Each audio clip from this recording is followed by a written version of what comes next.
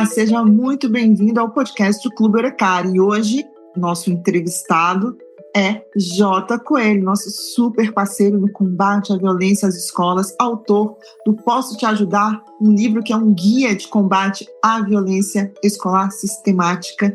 E ele, melhor do que ninguém, pode trazer para a gente mais clareza, mais informação, sabe? Que tipo de ação a gente pode ter para mudar esse cenário?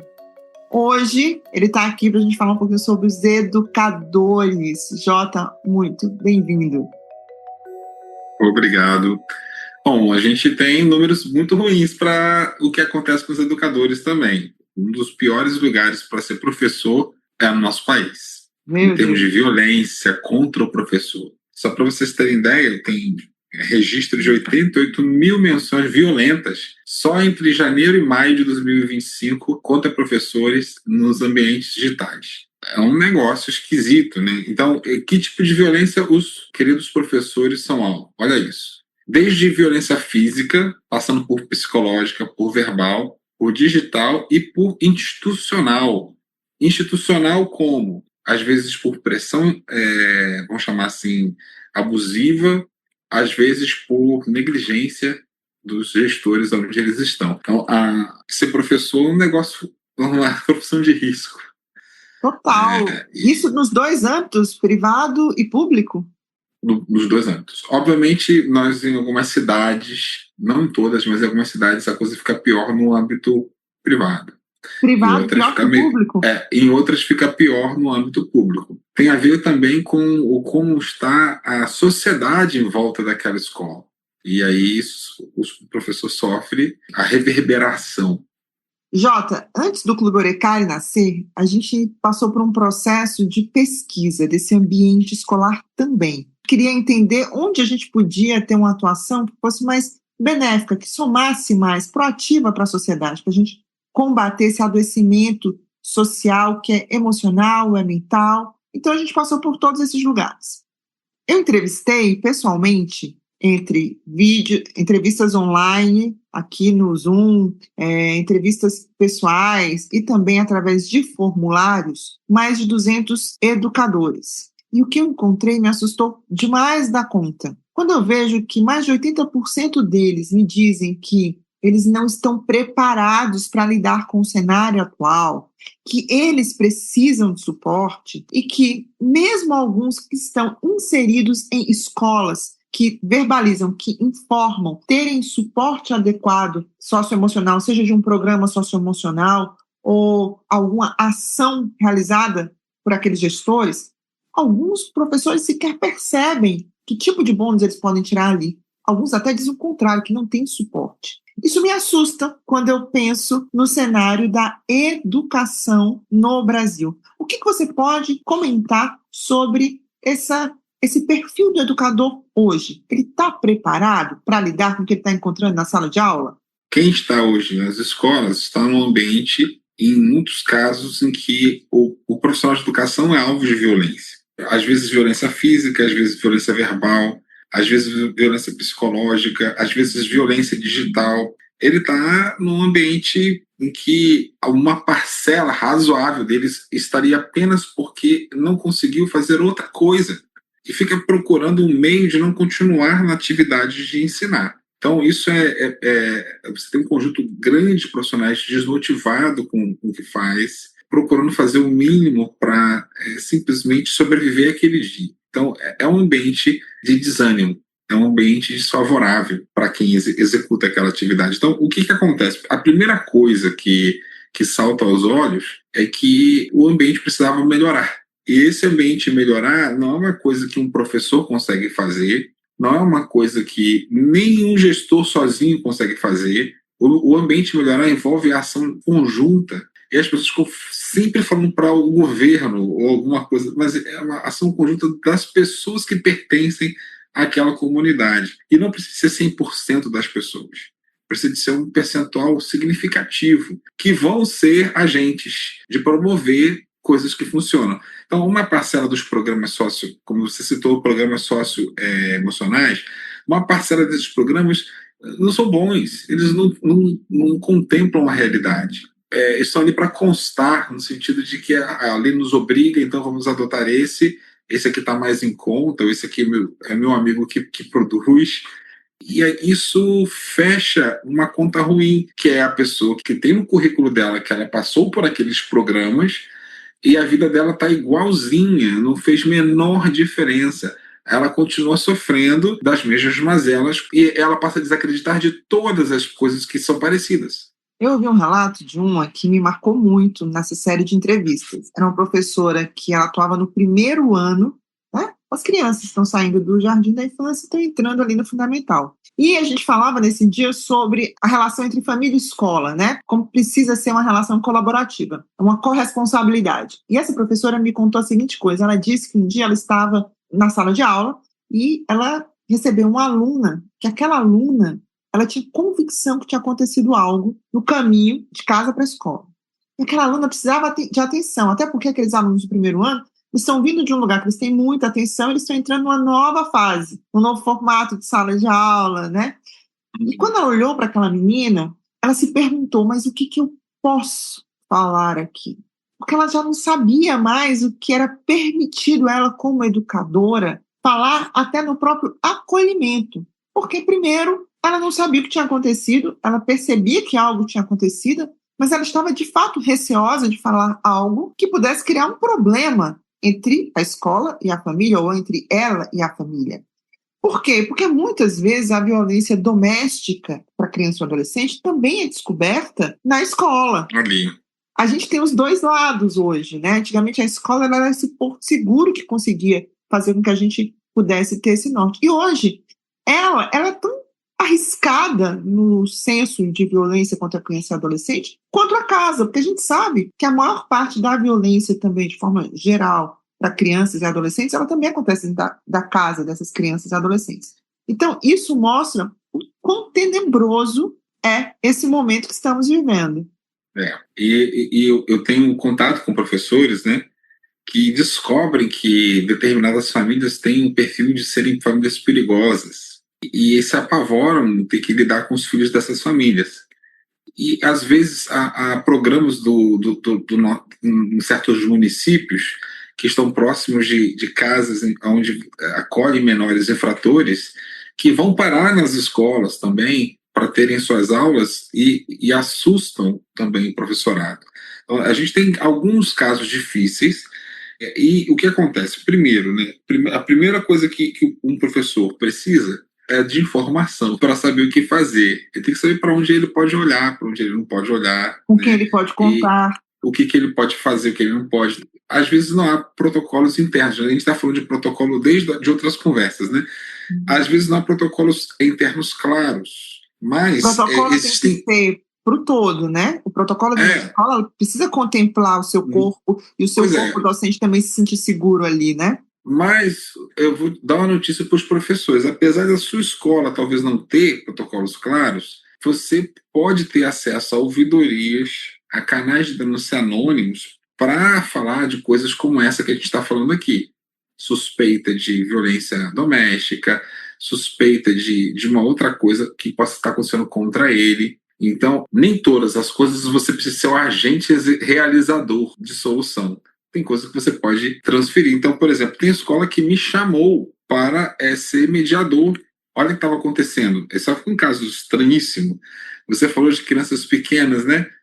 Imagina uma turma de pimpolinhos de 8 anos de idade que começaram uma escalada de violência. Olha isso. Ao ponto de começarem a se ameaçar de morte. E a professora regente daquela turma chegou à conclusão de que eles estavam a sério nessas ameaças.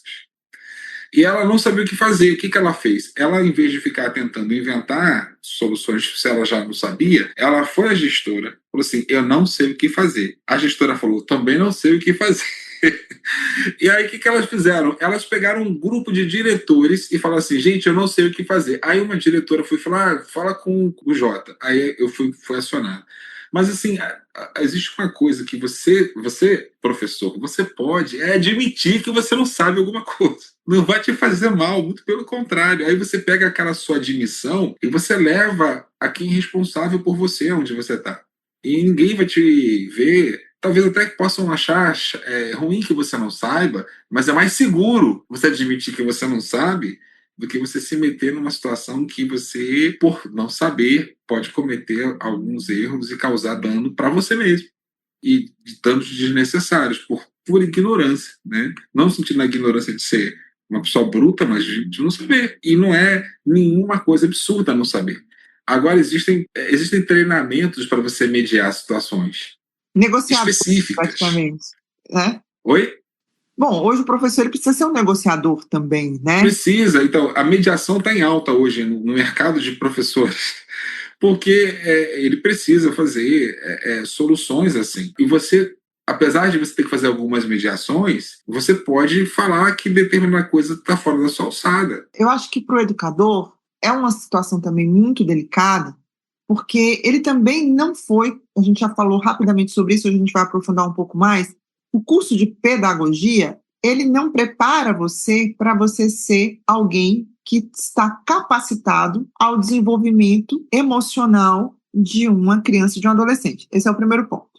A gente tem também uma sociedade que está muito inflamada, porque a gente tem muito sensacionalismo. Claro, são absurdos os casos que acontecem de violência, e eles invadem as redes sociais e está todo mundo lá comentando, ou curtindo, ou compartilhando, mas pouca gente, de fato, pensando e agindo em prol da solução.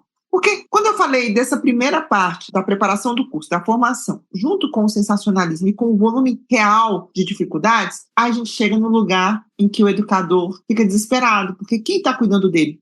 Quando eu fiz essa sequência de entrevistas com educadores, foi fato comum.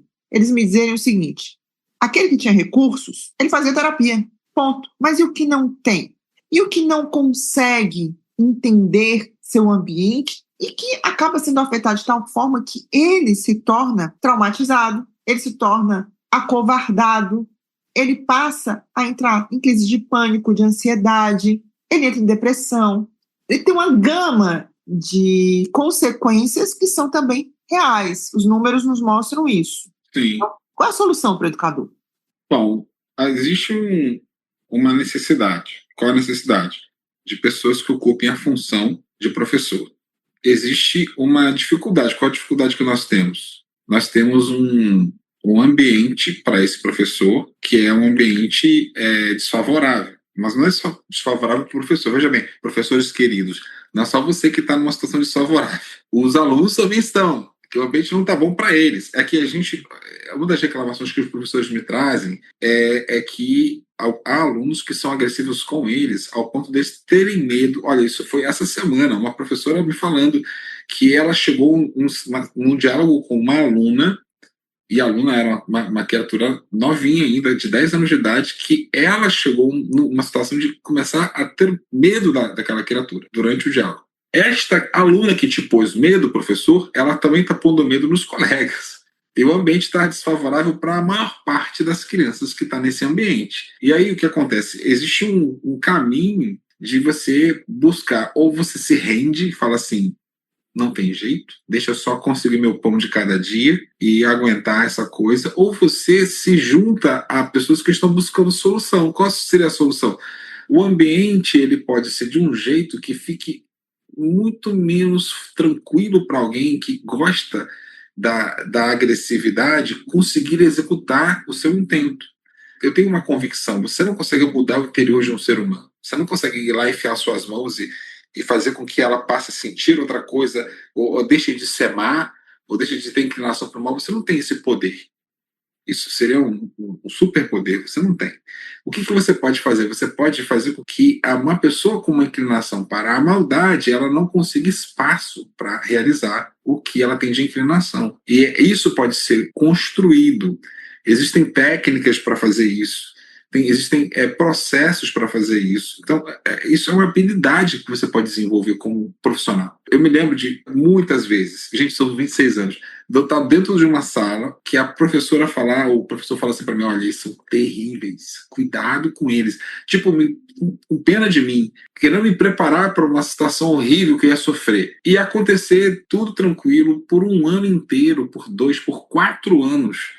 a mesma turma que estava fazendo professores sofrerem.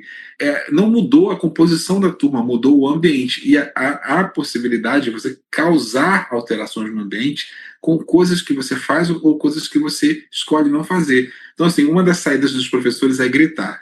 Quem já frequentou o ambiente escolar, de vez em quando saem uns berros assim, pelos corredores. E é uma saída, como a gente está falando de questões emocionais e sociais, gente, quando a gente está emocionalmente mexido e a coisa sai um pouco do lugar, a gente perde a linha e isso às vezes sai na voz. E aquele grito e tal, o que acontece? A pessoa que fez o grito tem um alívio temporário, houve um extravaso, mas o ambiente vai ficando pior.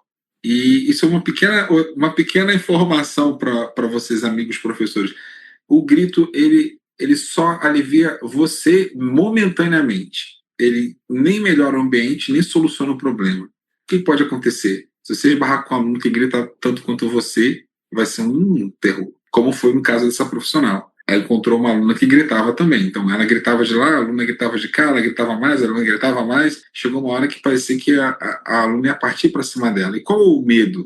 O medo profissional é que a aluna tem um monte de proteções que o adulto não tem. E se há um... Só um parêntese, a autoridade ela é conquistada. E se essa autoridade ela já foi quebrada dentro de casa, a criança ou o adolescente que chega dentro desse ambiente, diante desse novo professor, se ele percebe qualquer possibilidade, qualquer brecha, ele entra com tudo, né?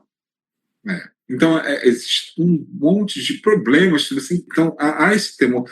Professores que não tinham se dado conta disso e deram vazão a impulsos, sofreram processos, sofreram perda de reputação.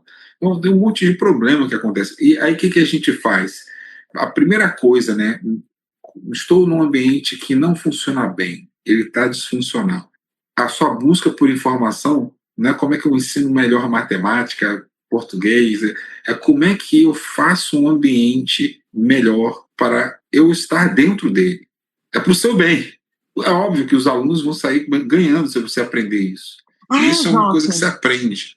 Então, o que o professor está sofrendo? Está sofrendo danos de um ambiente que não está favorável para ele, e existem também práticas que foram consolidadas pelo tempo, que elas são ineficazes, mas elas continuam sendo reproduzidas. Então, por exemplo, como é que você faz uma turma se colocar quieta? Aí você ouve aquele grito, aquela... E essas manifestações, elas não trazem um ambiente mais favorável para você ter paz nele. E existe, professores, acreditem, há maneiras de você conduzir a sua turma que tornam o ambiente melhor para você. E essa busca de melhorar isso tem que estar tão afiada em você quanto a busca para ensinar melhor. É uma competência. Como é que eu faço o meu ambiente ficar melhor? Então, agora a gente está... Minha preocupação, né, é que as boas pessoas não queiram desistir de ensinar. Né? Então, poxa, eu tenho difundido algumas informações com a preocupação de que esse ambiente seja viável para os nossos bons professores. Bom, a gente está chegando no final, mas eu quero só fazer um recap aqui rapidinho e vou para finalmente. A escola precisa também ter, voltado para o educador, um protocolo claro, uma ação investigativa constante que acontece do lado dos alunos, mas um protocolo claro para capacitar também, preparar também os seus educadores para lidar com aquelas regras. E também, obviamente, o mundo ideal é que a escola possa, sim, ter um suporte de desenvolvimento, de cuidado, de acolhimento também emocional e preventivo à saúde mental dos nossos educadores. Isso requer também ações preventivas, isso também requer parceria com a família. Então, eu acho que a melhor forma que a gente tem para ajudar, antes de fechar, vou te propor isso, que é, educadores, estamos ouvindo? Queremos ajudar. Mandem suas perguntas para cá, mandem suas dúvidas, e da forma como nós pudermos, nós vamos esclarecê-las para multiplicar o que a gente tem, que é conhecimento, que a gente tem o Jota aqui. O Jota, melhor do que ninguém, está na linha de frente há quase 30 anos, autor do livro Posso Ajudar, que é um guia de combate à violência escolar sistêmica, um expert no assunto. Então, vamos aproveitar e vamos multiplicar esse conhecimento? Combinado, Jota? Combinado. Então, a gente fica por aqui, esperando agora que vocês possam mandar as suas dúvidas para que a gente possa abordar outros temas, no caso, voltado para o educador. No próximo encontro com o Jota, a gente traz um outro tema que eu estou aqui no pé dele para a gente falar sobre morte emocional nas escolas com as nossas crianças e adolescentes. Tem muito pano para manga. Jota, mais uma vez, obrigado. Quer dizer mais alguma coisa? Não, é só agradecer por esse tempo, por essa conversa, e a gente se vê na próxima. É isso aí, a gente se vê no nosso próximo episódio aqui no Clube Orecali com entrevistas. A gente conta com o apoio da WN Produções e espera por vocês. Ouviu, gostou? Compartilha. Manda essa mensagem para quem precisa, sabe, de mais clareza, de mais conhecimento. E não esquece também de assinar o nosso conteúdo no Substack e interagir com a gente nas nossas redes sociais. A gente se vê no próximo episódio. Até lá!